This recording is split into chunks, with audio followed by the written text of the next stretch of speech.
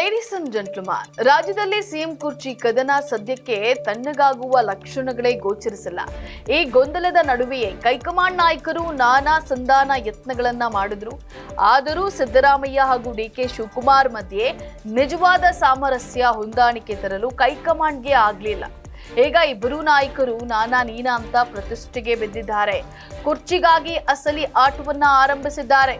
ಅದು ಬೇರೇನೂ ಅಲ್ಲ, ಶಾಸಕರ ನಂಬರ್ ಗೇಮ್.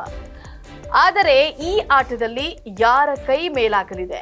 ಎಸ್ ವೀಕ್ಷಕರೇ, ನೆಲ ಜಲ ಭಾಷೆಗಾಗಿ ಪ್ರಾಮಾಣಿಕ ಪತ್ರಿಕೋದ್ಯಮ. ನೀವು ನೋಡ್ತಾ ಇದ್ದೀರಾ ಫೋಕಸ್ ಟಿವಿ. ನಾನು ಪವಿತ್ರ.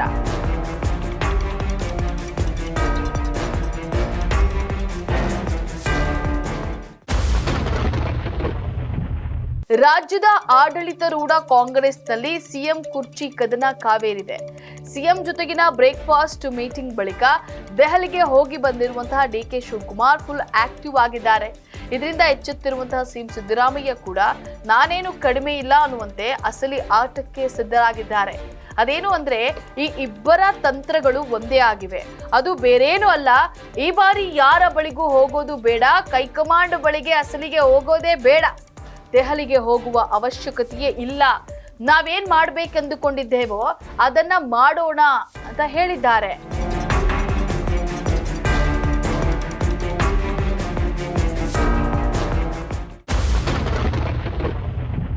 ಇನ್ನು ಸಿಎಂ ಡಿಸಿಎಂ ಹಾಗೂ ಇಬ್ಬರು ನೇರವಾಗಿ ಯಾರಿಂದ ನಮಗೆ ಶಕ್ತಿ ಬರುತ್ತದೆಯೋ ಅವರ ಬಳಿಗೆ ಹೋಗಿ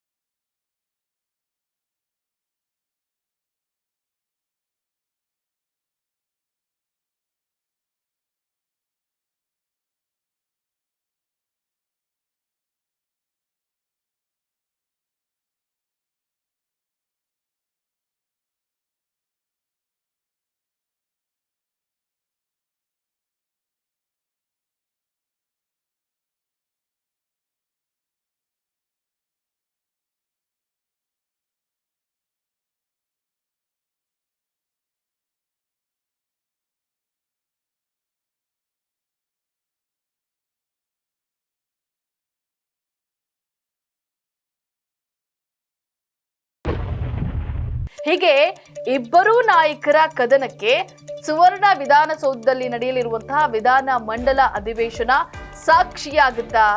ಆದರೆ ವಿಧಾನ ಮಂಡಲ ಅಧಿವೇಶನದಲ್ಲಿ ಇಂತಹ ಯಾವುದೇ ಬೆಳವಣಿಗೆಗಳು ಆಗೋದಿಲ್ಲ.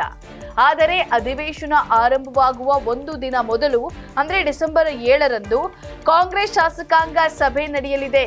ಇಲ್ಲಿ ಗಮನಾರ್ಹ ಅಂದ್ರೆ, ಈ ಶಾಸಕಾಂಗ ಸಭೆ ನಡೆಯೋದು ಹೊಸದೇನಲ್ಲ. ಹಳೆ ಸಂಪ್ರದಾಯವೇ. ಪ್ರತಿ ಬಾರಿಯೂ ಅಧಿವೇಶನಕ್ಕೆ ಮೊದಲು ಶಾಸಕಾಂಗ ಸಭೆ ನಡೆಯಲಿದೆ.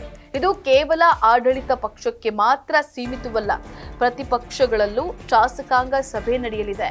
ಅಧಿವೇಶನದಲ್ಲಿ ಎದುರಾಳಿ ಪಕ್ಷದ ಶಾಸಕರನ್ನ ಹೇಗೆ ಎದುರಿಸಬೇಕು ಅನ್ನುವಂತಹ ಬಗ್ಗೆ ತಂತ್ರಗಾರಿಕೆಯನ್ನ ರೂಪಿಸೋದೇ ಇದರ ಮೂಲ ಉದ್ದೇಶವಾಗಿದೆ. ಆದರೂ ಕಾಂಗ್ರೆಸ್ ಶಾಸಕಾಂಗ ಪಕ್ಷದ ಸಭೆ ಕೂಡ ಹೆಚ್ಚು ಮಹತ್ವವನ್ನ ಪಡೆದುಕೊಂಡಿದೆ. ಸಿಎಂ ಹಾಗೂ ಡಿಸಿಎಂ ಇದನ್ನೇ ವೇದಿಕೆಯಾಗಿ ಬಳಸಿಕೊಂಡು ಶಾಸಕರ ಬೆಂಬಲ ಗಳಿಸುವ ಪ್ರಯತ್ನವನ್ನ ಅಲ್ಲಗೆಳೆಯುವಂತಿಲ್ಲ. ಇಂತಹದೊಂದು ಮಹತ್ವದ ಬೆಳವಣಿಗೆಯಾದರೂ ಆಶ್ಚರ್ಯವಿಲ್ಲ. ಈಗಾಗಲೇ ಡಿಕೆ ಶಿವಕುಮಾರ್ ಅವರು ಎಲ್ಲಾ ಶಾಸಕರನ್ನ ಭೇಟಿಯಾಗ್ತಿರೋದು, ಸಂಪುಟ ಸಹೋದ್ಯೋಗಿಗಳನ್ನ ಆತ್ಮೀಯವಾಗಿ ಮಾತನಾಡ್ತಿರೋದು ಕೂಡ ಇದಕ್ಕೆ ಪುಷ್ಟಿ ನೀಡ್ತಾ ಇದೆ. ಹಾಗೊಮ್ಮೆ ಇದೇ ಸಭೆಯಲ್ಲಿ ಇಂತಹ ಬೆಳವಣಿಗೆಗಳಾದ್ರೆ ಸಿದ್ದು ಡಿಕೆ ಅದನ್ನ ಎದುರಿಸಲು ಏನೆಲ್ಲ ಸಿದ್ಧತೆಗಳನ್ನ ಮಾಡಿಕೊಂಡಿದ್ದಾರೆ?